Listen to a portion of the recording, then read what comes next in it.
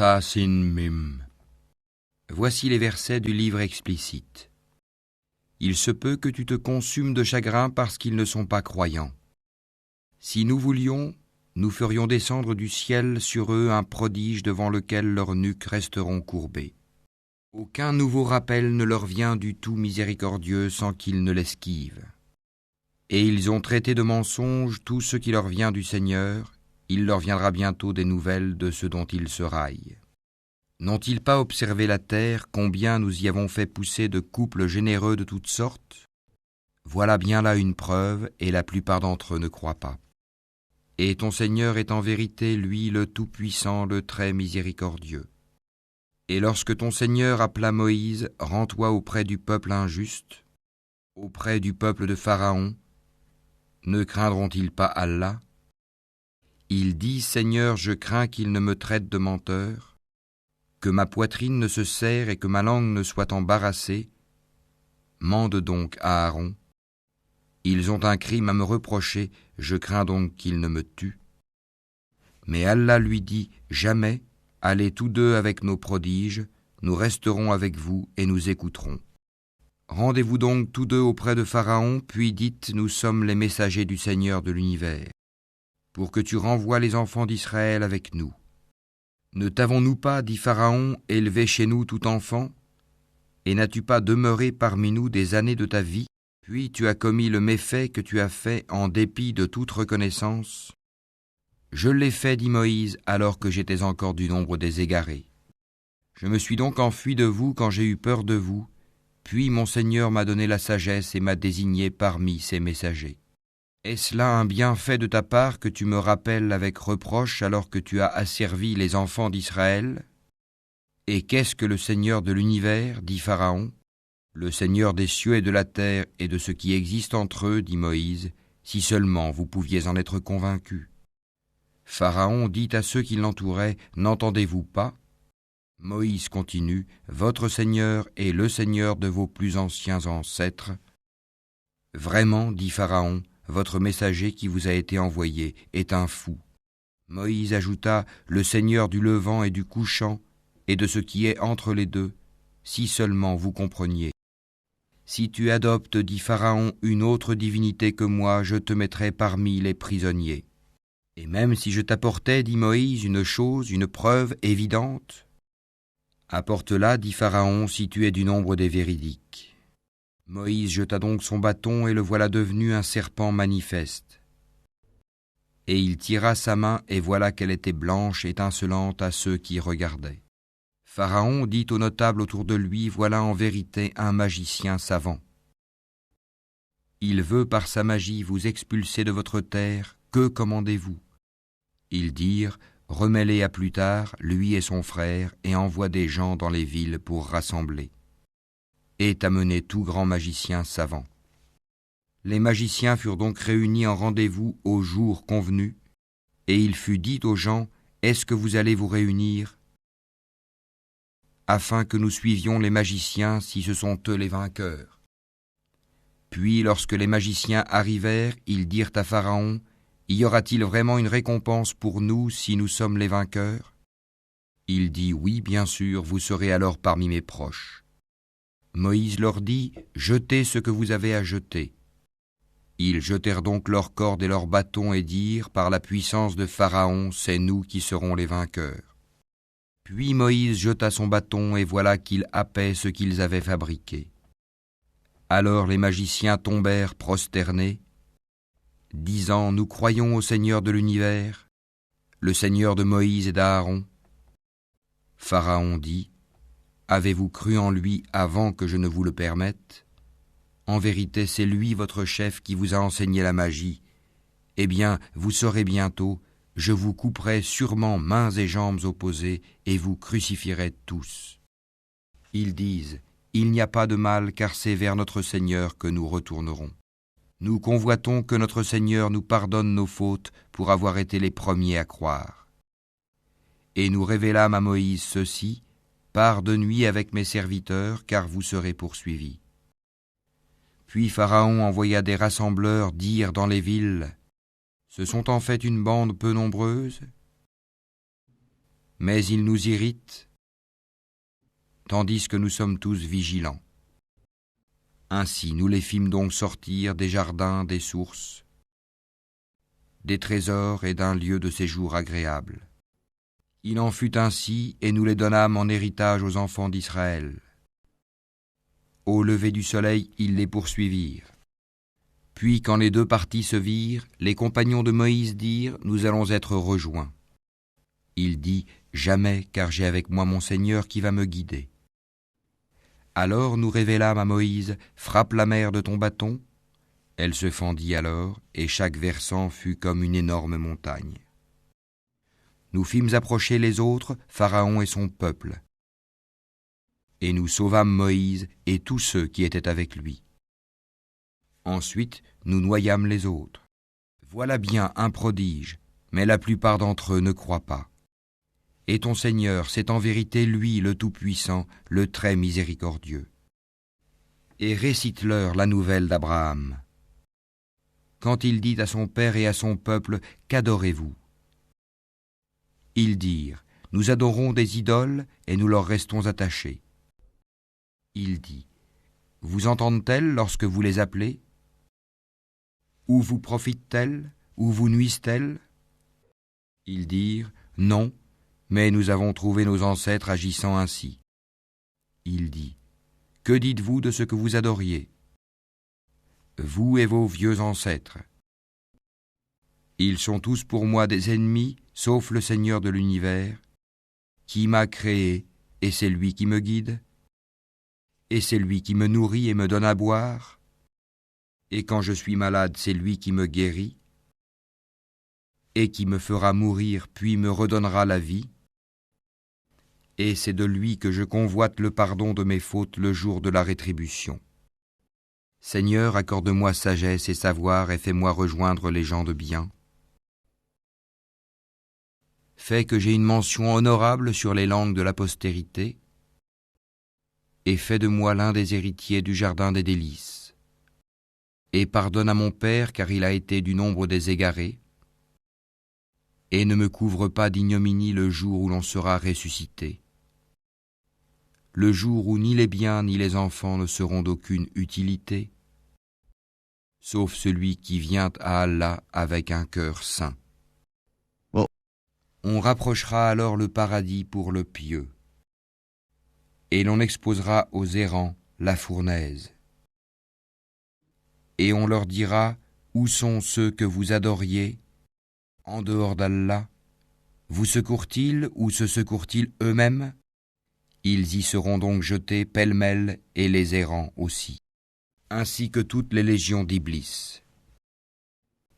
Ils diront, tout en s'y querellant : Par Allah, nous étions certes dans un égarement évident, quand nous faisions de vous les égaux du Seigneur de l'univers. Ce ne sont que les criminels qui nous ont égarés, et nous n'avons pas d'intercesseurs, ni d'amis chaleureux. Si un retour nous était possible, alors nous serions parmi les croyants. Voilà bien là un signe, cependant la plupart d'entre eux ne croient pas. Et ton Seigneur, c'est lui vraiment le puissant, le très miséricordieux. Le peuple de Noé traita de menteurs les messagers. Lorsque Noé leur frère leur dit : Ne craindrez-vous pas Allah ? Je suis pour vous un messager digne de confiance. Craignez Allah donc et obéissez-moi. Et je ne vous demande pas de salaire pour cela, mon salaire n'incombe qu'au Seigneur de l'univers. Craignez Allah donc et obéissez-moi. Ils dirent : Croirons-nous en toi alors que ce sont les plus vils qui te suivent ? Il dit : Je ne sais pas ce que cela faisait. Leur compte n'incombe qu'à mon Seigneur, si seulement vous êtes conscients. Je ne suis pas celui qui repousse les croyants. Je ne suis qu'un avertisseur explicite. Ils dirent : Si tu ne cesses pas, Noé, tu seras certainement du nombre des lapidés. Il dit : Ô mon Seigneur, mon peuple me traite de menteur. Tranche donc clairement entre eux et moi, et sauve-moi ainsi que ceux des croyants qui sont avec moi. Nous le sauvâmes donc de même que ceux qui étaient avec lui dans l'arche, pleinement chargés. Et ensuite nous noyâmes le reste, les infidèles. Voilà bien là un signe, cependant la plupart d'entre eux ne croient pas. Et ton Seigneur, c'est lui vraiment le puissant, le très miséricordieux. Les Ahad traitèrent de menteurs les envoyés. Et quand Houd, leur frère, leur dit « Ne craindrez-vous pas Allah ? Je suis pour vous un messager digne de confiance. Craignez Allah donc et obéissez-moi. Et je ne vous demande pas de salaire pour cela, mon salaire n'incombe qu'au Seigneur de l'univers. Bâtissez-vous par frivolité sur chaque colline un monument ? Et édifiez-vous des châteaux comme si vous deviez demeurer éternellement ? Et quand vous sévissez contre quelqu'un, vous le faites impitoyablement. Craignez Allah donc et obéissez-moi. Craignez celui qui vous a pourvu de toutes les bonnes choses que vous connaissez, qui vous a pourvu de bestiaux et d'enfants, de jardins et de sources. Je crains pour vous le châtiment d'un jour terrible. Ils dirent, que tu nous exhortes ou pas, cela nous est parfaitement égal. Ce ne sont là que des mœurs des anciens. Nous ne serons nullement châtiés. Ils le traitèrent donc de menteur, et nous les fîmes périr. Voilà bien là un signe. Cependant la plupart d'entre eux ne croient pas. Et ton Seigneur, c'est lui vraiment le puissant, le très miséricordieux. Les Tamoud traitèrent de menteurs les messagers. Quand Salih, leur frère, leur dit « Ne craindrez-vous pas Allah ? Je suis pour vous un messager digne de confiance. Craignez Allah donc et obéissez-moi. Je ne vous demande pas de salaire pour cela, mon salaire n'incombe qu'au Seigneur de l'univers. Vous laissera-t-on en sécurité dans votre présente condition, au milieu de jardins, de sources, de cultures et de palmiers aux fruits digestes? Creusez-vous habilement des maisons dans les montagnes? Craignez Allah donc et obéissez-moi. N'obéissez pas à l'ordre des outranciers, qui sèment le désordre sur la terre et n'améliorent rien. Ils dirent, tu n'es qu'un ensorcelé. Tu n'es qu'un homme comme nous, apporte donc un prodige si tu es du nombre des véridiques. Il dit, voici une chamelle, à elle de boire un jour convenu, et à vous de boire un jour. Et ne lui infligez aucun mal, sinon le châtiment d'un jour terrible vous saisira. Mais ils la tuèrent, eh bien, ils eurent à regretter. Le châtiment en effet les saisit. Voilà bien là un prodige, cependant la plupart d'entre eux ne croient pas. Et ton Seigneur, c'est en vérité lui, le Tout-Puissant, le très miséricordieux. Le peuple de Lot traita de menteurs les messagers. Quand leur frère Lot leur dit, « Ne craindrez-vous pas Allah ? Je suis pour vous un messager digne de confiance. Craignez Allah donc et obéissez-moi. Je ne vous demande pas de salaire pour cela, mon salaire n'incombe qu'au Seigneur de l'univers. Accomplissez-vous l'acte charnel avec les mâles de ce monde, et délaissez-vous les épouses que votre Seigneur a créées pour vous, mais vous n'êtes que des gens transgresseurs. » Ils dirent, « Si tu ne cesses pas, Lot, tu seras certainement du nombre des expulsés. » Il dit, « Je déteste vraiment ce que vous faites. Seigneur, sauve-moi ainsi que ma famille de ce qu'ils font. » Nous le sauvâmes alors, lui et toute sa famille, sauf une vieille qui fut parmi les exterminés. Puis nous détruisîmes les autres. Et nous fîmes pleuvoir sur eux une pluie de pierres, et quelle pluie fatale pour ceux qui sont avertis. Voilà bien là un prodige, cependant la plupart d'entre eux ne croient pas. Et ton Seigneur, c'est en vérité lui le Tout-Puissant, le très miséricordieux. Les gens d'Alaïka traitèrent de menteurs les messagers. Lorsque Souaïb leur dit « Ne craindrez-vous pas Allah ? Je suis pour vous un messager digne de confiance. Craignez Allah donc et obéissez-moi. Et je ne vous demande pas de salaire pour cela, mon salaire n'incombe qu'au Seigneur de l'univers. Donnez la pleine mesure et n'en faites rien perdre aux gens, et pesez avec une balance exacte. Ne donnez pas aux gens moins que leur dû et ne commettez pas de désordre et de corruption sur terre.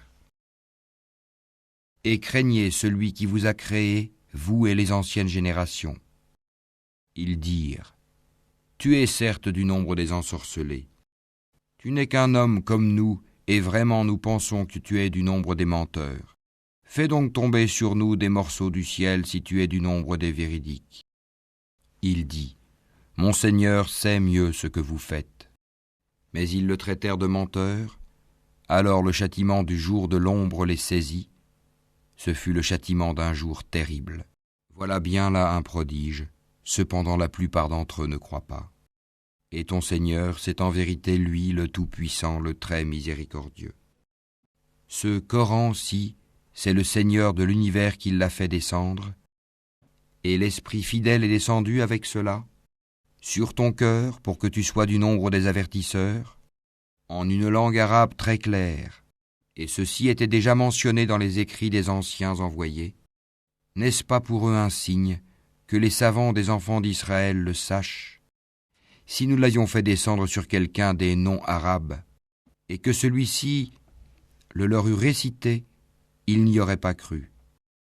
Ainsi l'avons-nous fait pénétrer, le doute, dans les cœurs des criminels, mais ils ne croiront pas au Coran, pas avant de voir le châtiment douloureux, qui viendra sur eux soudain sans qu'ils s'en rendent compte. Alors ils diront, est-ce qu'on va nous donner du répit? Est-ce qu'ils cherchent à hâter notre châtiment? Vois-tu, si nous leur permettions de jouir des années durant, et qu'ensuite leur arrivent ceux dont on les menaçait, les jouissances qu'on leur a permises ne leur serviraient à rien. Et nous ne faisons pas périr de cité avant qu'elle n'ait eu des avertisseurs, à titre de rappel, et nous ne sommes pas injustes. Et ce ne sont point les diables qui sont descendus avec ceci, le Coran. Cela ne leur convient pas et ils n'auraient pu le faire, car ils sont écartés de toute écoute du message divin. N'invoque donc pas une autre divinité avec Allah, sinon tu seras du nombre des châtiés. Et avertis les gens qui te sont les plus proches. Et abaisse ton aile, sois bienveillant pour les croyants qui te suivent. Mais s'ils te désobéissent, dis-leur, moi je désavoue ce que vous faites. Et place ta confiance dans le Tout-Puissant, le très miséricordieux, qui te voit quand tu te lèves, et voit tes gestes parmi ceux qui se prosternent. C'est lui vraiment l'audient, l'omniscient. Vous apprendrai-je sur qui les diables descendent? Ils descendent sur tout calomniateur, pécheur. Ils tendent l'oreille, cependant la plupart d'entre eux sont menteurs. Et quant aux poètes, ce sont les égarés qui les suivent. Ne vois-tu pas qu'ils divaguent dans chaque vallée, et qu'ils disent ce qu'ils ne font pas? À part ceux qui croient et font de bonnes œuvres, qui invoquent souvent le nom d'Allah et se défendent contre les torts qu'on leur a faits, les injustes verront bientôt le revirement qu'ils éprouveront.